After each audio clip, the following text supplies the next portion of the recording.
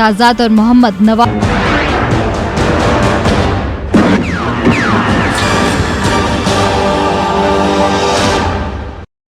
बात जुर्म से जूझते अवाम की हो या समाज बढ़ते क्राइम ग्राफ की, अपराध की हर सूरत के पीछे छिपा होता है कोई ना कोई गुनहगार।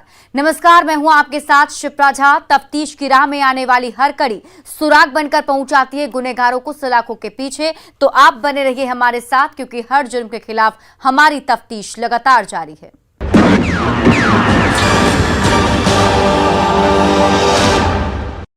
बेगूसराय गोलीकांड के बाद पुलिस हाई अलर्ट पर है, लेकिन इसका असर भागलपुर में देखने को नहीं मिला। 14 सितंबर की रात बेखौफ बदमाशों ने हाई अलर्ट वाली पुलिस को खुली चुनौती देते हुए नाथनगर थाने से महज चंद कदमों की दूरी पर एक सिल्क व्यवसायी की गोलियों से छलनी कर मौत के घाट उतार दिया। और हाई अलर्ट वाली पुलिस को इसकी गूंज तक नहीं सुनाई दी और बदमाश हत्या के बाद नाथनगर थाने की सीमा को लांघ गए। जब पुलिस 1.5 घंटे बाद मौके पर पहुंची तो पुलिस के हाथ लगा कारतूस का खाली खोखा, जो हाई अलर्ट के दावे को खोखला साबित कर रहा है। इस रिपोर्ट में देखिए हाई अलर्ट के बाद भी कैसे हुआ खूनी खेल। सिल्क व्यवसायी की हत्या से हाहाकार, हाई अलर्ट के बाद खूनी वारदात, पुलिस फेल, बदमाशों ने किया खेल।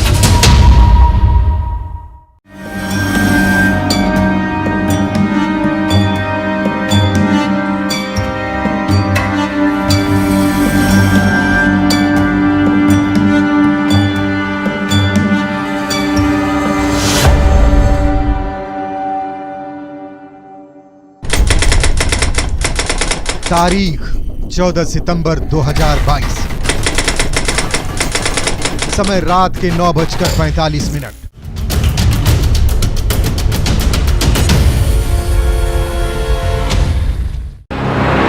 अस्पताल के अंदर स्ट्रेचर पर सफेद चादर ओढ़े मौत की नींद सो रहे इस शख्स का नाम मोहम्मद अफजल है, जिसे बेखौफ और बेलगाम बदमाशों ने खाकी की खौफ को चुनौती देते हुए 14 सितंबर की देर रात करीब 9:45 बजे मौत के घाट उतार दिया, वो भी बीच बाजार में, जिसकी तस्दीक सड़क पर दिख रहे खून के धब्बे कर रहे हैं। तफ्तीश करती पुलिस कर रही है और उस खौफनाक मंजर को खामोशी भरी नजरों से देखती भीड़ कर रही है, जिसे बेलगाम अपराधियों ने पुलिस को खुली चुनौती देते हुए अंजाम दिया है, वो भी उस वक्त जब हाई अलर्ट जारी है। इससे आप अंदाजा लगा सकते हैं कि प्रदेश में खाकी का कितना इकबाल है और अपराधी के हौसले किस कदर बुलंद हैं।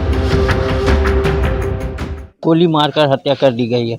आप देख सकते हैं कि यही वो जगह है जहां पर जब सिल्क व्यवसायी अपना दुकान बंद कर घर जाने की तैयारी में कर रहे थे, उसी दौरान जो है अपराधियों घात लगाए अपराधियों के द्वारा जो है लगातार गोली मारकर कई राउंड फायरिंग यहां पर की गई और गोली मारकर उनकी हत्या कर दी गई है। काफ़ी लोग जो है, देर रात हो चुका है लेकिन काफ़ी लोग यहाँ पर मौजूद हैं और लोगों में एक तरह से खौफ है और काफ़ी दहशत है और आक्रोश भी है। इस खूनी वारदात के बाद इलाके के लोग सहमे हुए हैं और कह रहे हैं कि भागलपुर में अपराधी बेखौफ हो गए हैं, जिसे रोकने में पुलिस नाकाम साबित हो रही है, क्योंकि सिल्क कारोबारी मोहम्मद अफजल की हत्या अपराधियों ने नगर थाने से चंद कदमों की दूरी पर की है, जिसके बाद से स्थानीय लोगों ने संबंधित थाने के थाना अध्यक्ष को फोन किया, जिसका नंबर बंद मिला। उसके बाद लोगों ने एसपी का नंबर डायल किया, लेकिन रिंग होने के बाद भी एसपी ने कोई रिस्पांस नहीं दिया। जब अपराधी फरार हो गए, उसके करीब 1.5 घंटे बाद पुलिस मौकाए वारदात पर पहुंची। अब तो जानिए रहे कैसा मेरे यहाँ का भारत का पुलिस है। कितना देर लेट पहुंची थी पुलिस रात? 1.25 घंटा के बाद, 9:45 बजे घटना घटी है, 10:30 बजे पुलिस आई है। थाना कितना दूर? थाना मुश्किल से 4-10 फलांग पर है। उसके बाद भी लेट पहुंची? हाँ। इंस्पेक्टर का स्विच ऑफ था, एसपी को लगाया, एसपी का पूरा रिंग बजा, एसपी साहब नहीं उठाए। आने के बाद हम उनको भी कहा कि सर हम आपको कॉल लगाए, पूरा रिंग बजा, आप नहीं उठाए। उसके बाद हम मीडिया वाले को लगाए, सर्विस को लगाए, आ गया। तब लगभग 1-1.25 घंटा के बाद पुलिस आई और जब वहाँ बहन पहुँची हॉस्पिटल तो पता चला कि वो मोहम्मद अफजल की हत्या के बाद दुकानों का शटर धड़ाधड़ गिरने लगा। बाजार में खौफ का माहौल कायम हो गया। परिवार में चीख पुकार और चित्कार की आवाजें गूंजने लगी। लेकिन अफसोस कि अंधाधुंध फायरिंग के बाद भी हाई अलर्ट वाले पुलिस की कानों तक गोलियों की आवाज नहीं पहुंची। अगर पुलिस समय पर पहुंच जाती तो शायद अपराधी पकड़े जाते, कोई सुराग मिल जाता, लेकिन ऐसा नहीं हुआ।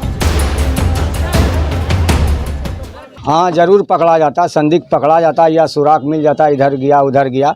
इसलिए कि आने के गोली लगने के बाद दुकान खुला हुआ था, उसके बाद फटाफट दुकान बन गया। एक भी दुकानदार से अगर बातचीत हो जाती तो ज़रूर कुछ न कुछ पता चल जाता।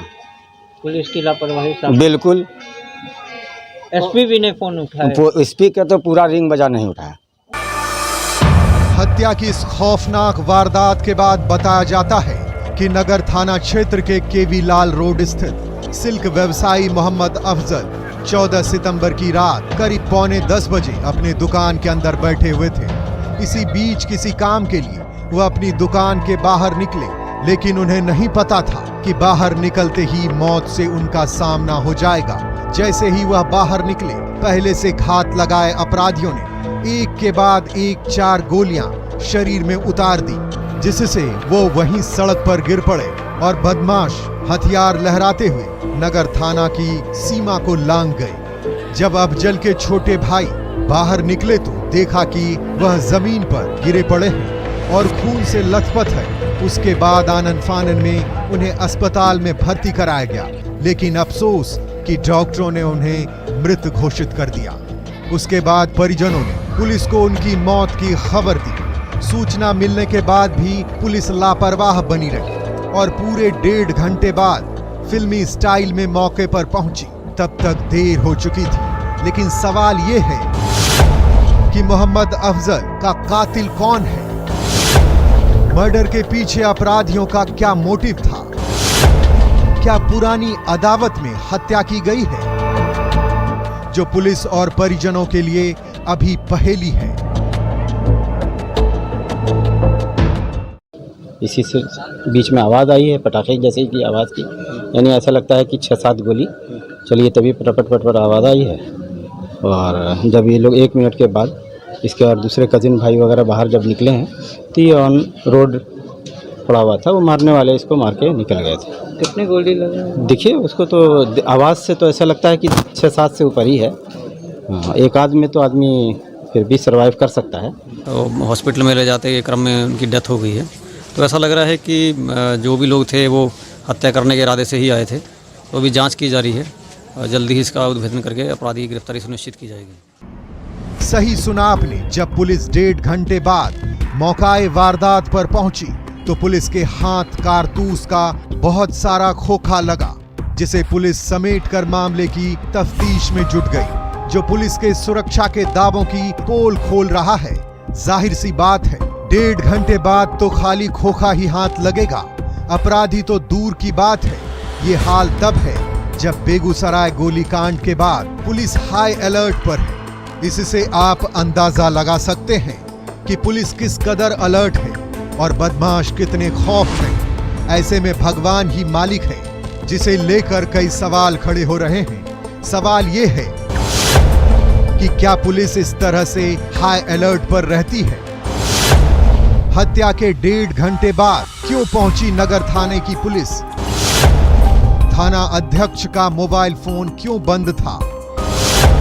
एसपी ने फोन करने पर रिस्पांस क्यों नहीं दिया? क्या खोखा बटोरने तक ही पुलिस एक्टिव है? अगर नहीं तो एसपी ने कॉल का जवाब क्यों नहीं दिया?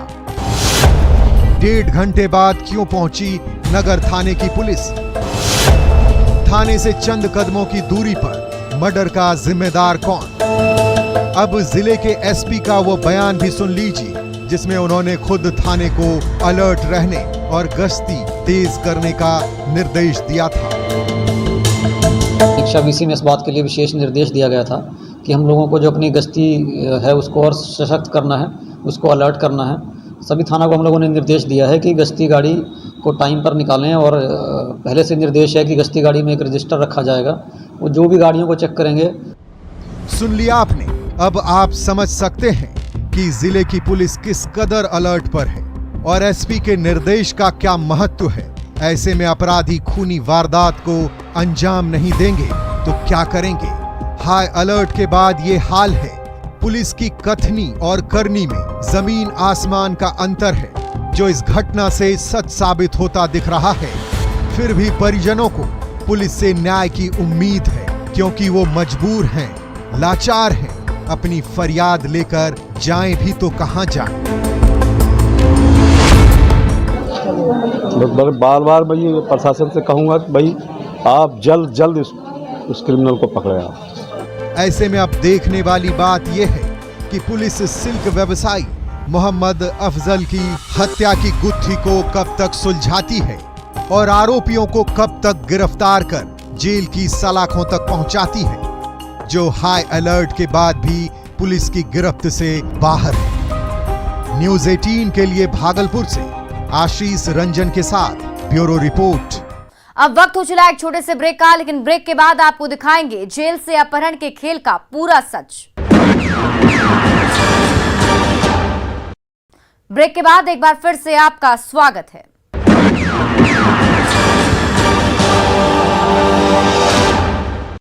राजधानी पटना के कंकड़बाग इलाके से अपहृत निजी अस्पताल के दोनों पार्टनर्स को पुलिस ने महज कुछ ही घंटों में सकुशल रिहा करा लिया और एक महिला समेत 4 आरोपियों को हाथों में हथकड़ी पहनाते हुए जेल के सलाखों में पहुंचा दिया, जहां से किडनैपिंग के खेल की पटकथा लिखी गई थी। उस जेल से जहां परिंदा भी पर मारने से पहले 100 बार सोचता है, लेकिन कुख्यात ने जेल की सेल से फोन लगाया और इधर किडनैपिंग भी हो गई। कौन है वो जिसने जेल से डबल अपहरण की साजिश रची थी? जानने के लिए तफसील से देखिए हमारी ये तफ्तीश। डबल किडनैपिंग कांड का खुला राज, एक महिला समेत 4 आरोपी गिरफ्तार, जेल से रची गई साजिश का पर्दाफाश।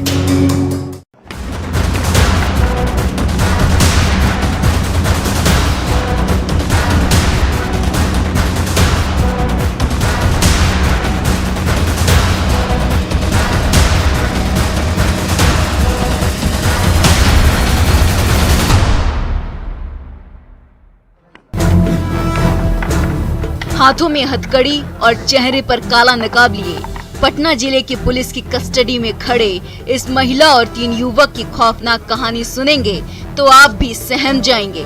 जैसे चारों की गिरफ्तारी के बाद पुलिस सन्न है। अब आप सोच रहे होंगे कि चारों को पुलिस ने किस जुर्म में गिरफ्तार किया है, तो हम आपको बताते हैं। चारों पर पटना के कंकड़बाग में स्थित एक निजी अस्पताल के 2 पार्टनर्स को किडनैप करने का आरोप है, जिसकी गुत्थी को महज कुछ ही घंटों में पुलिस ने सुलझाते हुए 13 से 14 सितंबर की रात करीब 1:30 बजे हुए अपहरित दोनों पार्टनर्स रवि रंजन और सुभाष को सकुशल रिहा कराते हुए छपरा से गिरफ्तार कर हाथों में हथकड़ी पहना दिया है। लेकिन इन सभी की गिरफ्तारी के बाद पुलिस ने जो खुलासा किया वो हैरान करने वाला है। हम लोगों ने तकनीकी अनुसंधान किया, जो लोकेशंस आ रही थी सारण जिला के डेरनी थाना क्षेत्र में आ रही थी। तुरंत वहां की पुलिस के सहयोग से, यहाँ से भी पटना पुलिस का टीम किया, तो दोनों अपहर्ताओं को 7 घंटे के बीच में सकुशल बरामद कर लिया गया है और इस पे टोटल 4 अपहरणकर्ताओं की गिरफ्तारी हुई है। पुलिस ने जिन 4 आरोपियों को गिरफ्तार किया है उसमें कुख्यात और गैंग का सरगना संदीप ओझा, जो हाल ही में जेल से बेल पर बाहर आया और हिस्ट्री शीटर है, रणविजय कुमार, रॉकी कुमार और रीतू कुमारी शामिल है, जिसका पति संदीप सिंह जेल में है। जब पुलिस ने चारों की गिरफ्तारी के बाद सख्ती से पूछताछ शुरू की तो सभी ने परत दर परत अपहरण के पीछे के सारे राज उगल दिए। पूछताछ में बताया कि आरोपी और पीड़ित सभी पहले से एक दूसरे से परिचित थे। आरोपी पहले से पीड़ित के अस्पताल में दलाली का काम करते थे। मरीजों को फंसाकर पीड़ित को अस्पताल में लेकर आते थे। ये खेल पिछले कई सालों से चल रहा था। इसी बीच जुलाई 2022 में सारण में एम्बुलेंस चालक नंदलाल राय नाम के व्यक्ति की कृष्णा राय ने हत्या कर दी थी।